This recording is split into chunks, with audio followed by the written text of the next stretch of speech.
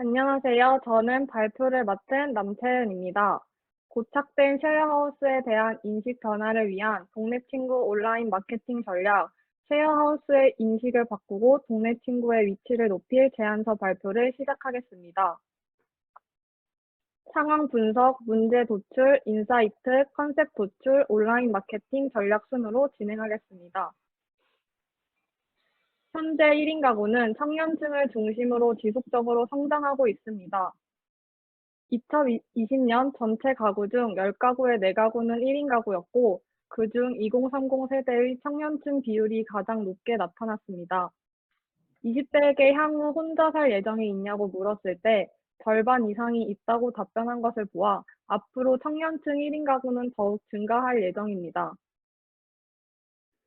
1인 가구 청년의 주요 주거 형태를 알아보았는데요. 전체 가구와 비교했을 때 2배 이상이 월세 형태로 거주하고 있었습니다. 이들은 한 달 37.6%를 월세로 사용하고 있을 만큼 소득의 상당 부분을 주거비로 쓰고 있었습니다. 이러한 가운데 월세 지수는 계속해서 상승하고 있고, 그에 따라 주거 안정 지원에 대한 수요가 많아질 만큼 수입이 비교적 적은 청년들에게 경제적 부담은 더욱 심각하게 다가왔습니다. 결국 혼자 살 의향이 있던 대학생, 취업준비생, 사회초년생 모두 자취를 희망하지만 높아진 주거비 때문에 자취를 망설이게 되었습니다. 이 가운데 청년들의 주거비 부담을 덜어줄 수 있는 쉐어하우스 시장은 주거비 상승에 따라 같이 커져가고 있었는데요. 주변 거주시설에 비해 저렴한 월세는 소비자들의 필요를 충족시켜 주었습니다. 대부분 쉐어하우스 업체들은 2030 세대에게 저렴한 가격과 다양한 커뮤니티 활동을 어필했습니다. 동네 친구 쉐어하우스 또한 같은 메시지를 전달하여 2030 세대에게 다가가고자 했습니다. 이렇게 쉐어하우스는 함께 생활하기 때문에 외로움을 느끼지 않아도 되고, 생활용품 구매 분담 및 저렴한 월세로 경제적 부담이 줄어들며 위급 상황 시에도 같이 사는 하우스메이트들에게 도움을 청할 수 있기 때문에 1인 가구의 고민을 해소해줄 최선의 방안으로 보였습니다. 그러나 정작 2030 세대의 쉐어하우스 이용률은 0.5%에 불과했고, 향후 쉐어하우스 거주 의향도 39.3%로 낮았습니다.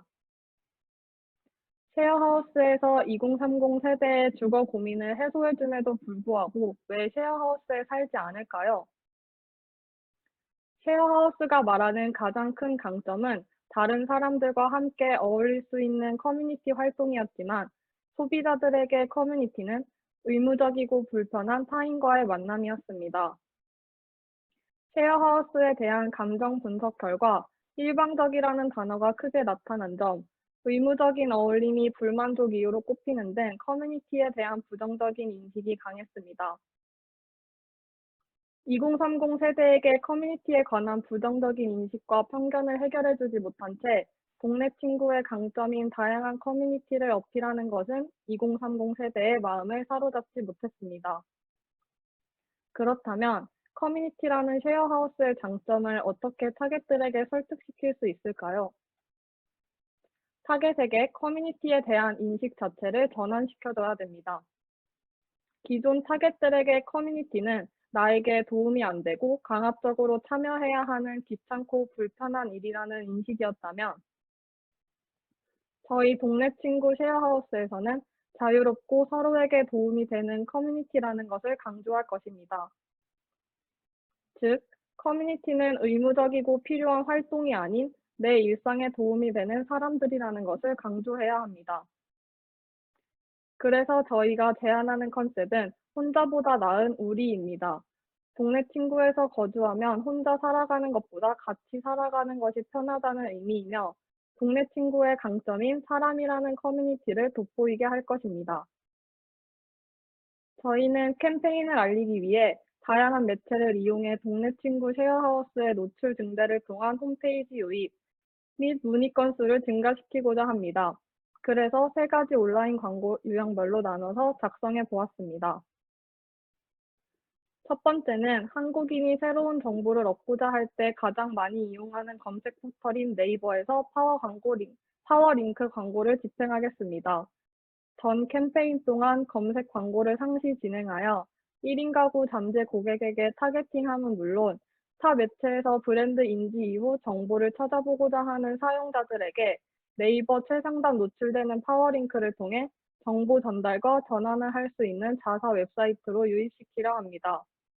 광고 그룹 생성 시 소비자가 쉐어하우스 선택 시 고려할 수 있는 키워드와 소재를 발굴하고 방사진 등 확장 소재를 적용해 클릭을 유도할 예정입니다. 쉐어하우스 연관 검색어 스크랩 결과를 토대로 노출수와 클릭수가 높은 키워드를 활용해 잠재 고객에게 동네 친구 쉐어하우스라는 선택지를 제공할 수 있습니다. 두 번째 프로모션입니다. 캠페인 초반인 9월에서 10월 중순 동안 절 연령이 가장 많이 이용하는 메신저인 카카오톡을 활용해 동네 친구 배너 광고를 집행할 것입니다. 채팅방 맨 위 상단에 노출되는 광고 지면을 활용해 노출량을 높이고 서로에게 도움이 되는 커뮤니티 활동 궁금하다면 혼자보다 나은 우리, 동네 친구 쉐어하우스 등 함께 사는 생활의 이점을 보여주는 소재를 통해 타겟의 이목도를 높입니다. 카카오톡은 빅데이터를 기반으로 최적화된 맞춤형 광고 노출이 가능하여 상세 설정을 통해 주요 타겟인 2535에게 효율적인 전달이 가능합니다. 배너에 우리의 컨셉을 담고 있어 브랜드 이미지를 전달할 수 있고 더보기를 클릭할 시 동네 친구 홈페이지로 랜딩되어 신규 고객 확보를 기대할 수 있습니다. 다음은 2535 세대 중 직장인 타겟팅이 가능한 블라인드 매체를 통해 배너 광고를 집행할 것입니다. 버티컬 미디어 광고를 통해 코어 타겟팅을 할 수 있으며 유저가 가장 많이 이용하는 게시글 하단에 노출되는 띠 배너를 통해 노출량을 높일 것입니다. 소재는 바쁜 직장 생활로 인해 다양한 활동이나 청소를 할 시간이 부족한 직장인들에게 혼자보다 같이 사는 것이 편하다는 점을 강조해 타겟의 공감을 유도하며 동네 친구 쉐어하우스의 장점을 어필할 수 있습니다. 블라인드 배너 광고를 통해 브랜드 인지도를 제고할 수 있고 프로젝트 컨셉을 전달할 수 있습니다. 다음 저희가 선정한 미디어는 유튜브입니다. 브랜드 컨셉 메시지의 이해도를 높일 수 있는 15초 분량의 영상을 제작해 스킵 광고를 진행할 것입니다. 먼저 스토리보드에 대한 내용은 이렇습니다. 혼자 있던 여성이 벌레가 나타나 위기에 처합니다. 여성은 문 밖으로 나가 도움을 외칩니다. 거실에 있던 동친들은 도움 요청에 반응하고 벌레를 퇴치해 줍니다. 이어 혼자 해결하지 못했던 일을 동친의 도움을 받아 해결한 여성은 따봉을 날리며 고마움을 표시하고 혼자보다 나은 우리라는 카피가 뜨며 마무리됩니다. 이 영상은 누구나 공감할 수 있을 법한 혼자 살 때의 어려움을 예시로 들어 시청자들의 공감을 이끌어내고자 했습니다. 혼자서는 해결하기 어려운 일들이 동네 친구 쉐어하우스에서는 같이 사는 하우스메이트들이 있으니 해결이 가능하다는 메시지를 전할 수 있습니다. 유튜브 매체 전략은 다음과 같습니다. 2534를 타겟 설정하여 9월에서 10월까지 캠페인 시작 2달간 스킵 광고를 진행하고 연결 URL은 공시 확인이 가능한 자사 홈페이지로 유입시킵니다. 전 세대에서 가장 오래 사용하는 앱이기 때문에 유입량이 높고 2534도 많이 이용해 우리의 KPI인 신규 고객 확보에 적합합니다. 유입량이 높은 만큼 비교적 높은 광고비 설정으로 반복 노출을 통한 브랜드 각인 효과를 노릴 수 있습니다. 2천만 원의 예산을 사용해 영상을 제작하고 2달간 150만 원의 광고 집행비를 사용하여 17만에서 35만의 노출수를 예상할 수 있습니다. 잠재 고객에게는 쉐어하우스 브랜드 전환 인지도 상승을, 관심 고객에게는 전환을 유도할 수 있습니다. 다음은 유튜브 광고와 맞물리는 10월에서 11월에 인스타 스토리 광고를 집행할 것입니다. 모바일에서 구현 가능한 가장 큰 광고 지면이기 때문에 시각적이며 양방향 참여가 가능하여 인스타 광고 상품 중 가장 효과가 좋은 게재 지면이기 때문에 선정하였습니다. 실제 지점 사진을 한눈에 볼 수 있고 외부 사이트 랜딩과 자사 계정 유입에도 효과적입니다. 예상 노출 수는 최소 60만에서 최대 150만입니다. 더 알아보기 클릭 시 광고 사진에 나온 지점의 세부 정보와 방문 신청서가 있는 자사 홈페이지로 이동시킬 수 있어 상담 문의까지 이어질 수 있습니다. 다음은 MZ세대 공략에 유용하며 자발적 참여를 유도해 브랜드 메시지 전달과 전환 효과의 효율을 극대화할 수 있는 매체인 틱톡을 새로운 광고 집행 매체로 선택했습니다. 틱톡에서는 추천 피드에 노출되는 광고 형식으로 초기에는 인플루언서에게 제작을 요청해 광고를 진행합니다. 자발적 참여로 많은 잠재 고객을 확보할 수 있어 랜딩 페이지 연결을 통해 홈페이지로 유입이 가능합니다. 또한 소비자들이 자발적으로 만들어내는 쇼폼 콘텐츠, 대표 매체라는 점을 생각하면 동네 친구만의 놀이 문화를 탄생시킬 수 있다고 생각합니다. 저희는 광진구 인근의 병원 및 학교 등 외부 숙소가 필요한 기업을 대상으로 B2B 광고를 하려고 합니다. 컨셉은 가깝고 편안한 동네 친구 쉐어하우스이며 KPI는 단체 입주 상담 문의와 신규 계약을 진행하는 것입니다. 카카오톡 비즈보드를 활용하여 배너 클릭 시 동네 친구 쉐어하우스 상담하기 페이지로 랜딩되도록 합니다. 배너에는 기숙사 총원이 부족하신가요? 직원들의 숙직 시설이 필요하다면? 과 같은 문구를 작성해 쉐어하우스가 직장인 기숙사, 학교 기숙사의 대체제가 될 수 있다는 정보를 제공해 상담 및 전환까지 유도시킵니다. 두 번째로 공실 해결이 필요한 건물주를 타겟으로 네이버 파워링크 광고를 집행하고자 합니다. 컨셉은 똑똑한 임대 관리입니다. 이는 동네 친구 쉐어하우스의 전문성 있는 임대 관리 시스템을 통해 건물 관리부터 공실 문제까지 손해보지 않고 똑똑하게 해결할 수 있다는 의미입니다. 건물주 관련 키워드 발굴 및 관리를 통해 상담 문의와 신규 계약까지 이어질 수 있습니다.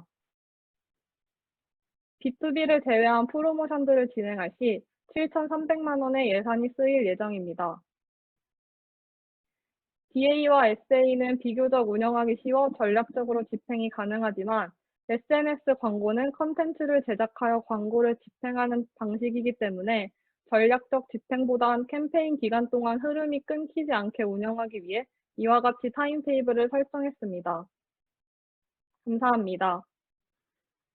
저희 조언 및 역할입니다.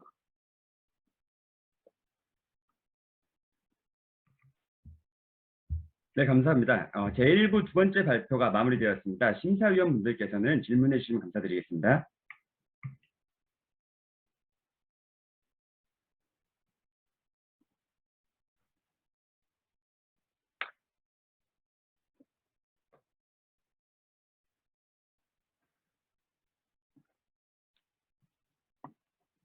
네, 안녕하세요. 저 이루다 크리에이티브 신규원입니다.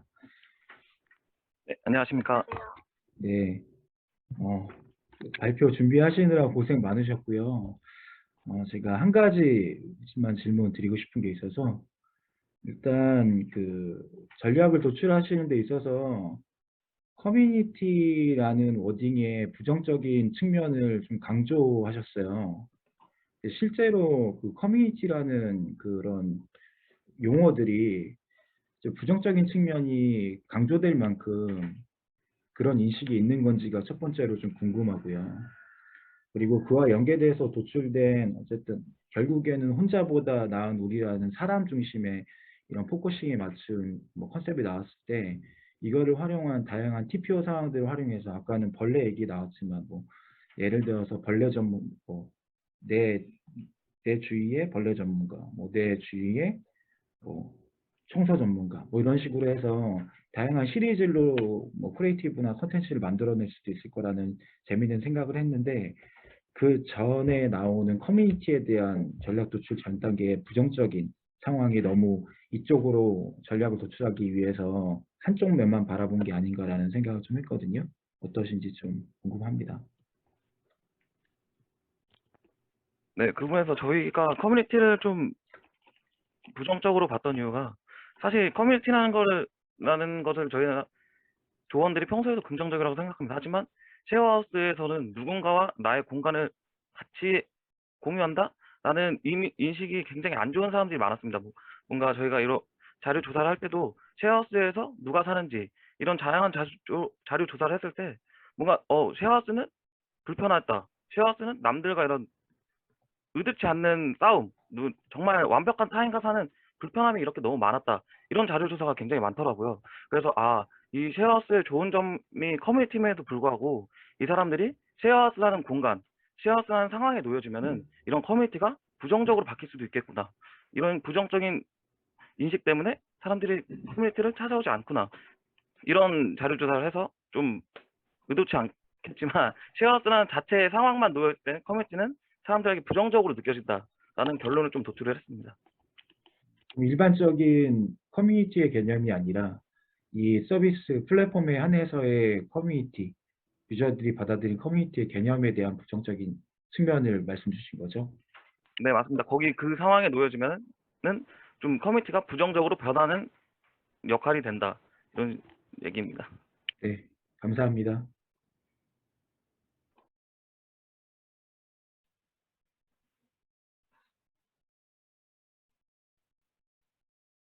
발표 잘 들었습니다. 네, 커뮤니티에 대한 양면을 잘 분석해 주신 것 같아요. 그래서 커뮤니티를 어떻게 하면 좀 더 긍정적이고 좋은 커뮤니티가 될 수 있는지, 사람들이 도움이 되는 커뮤니티가 될 수 있는지에 대해서 좀 가져 얘기해 주신 것 같아서 그런 부분에 좀 인상 깊게 잘 들었습니다. 감사합니다.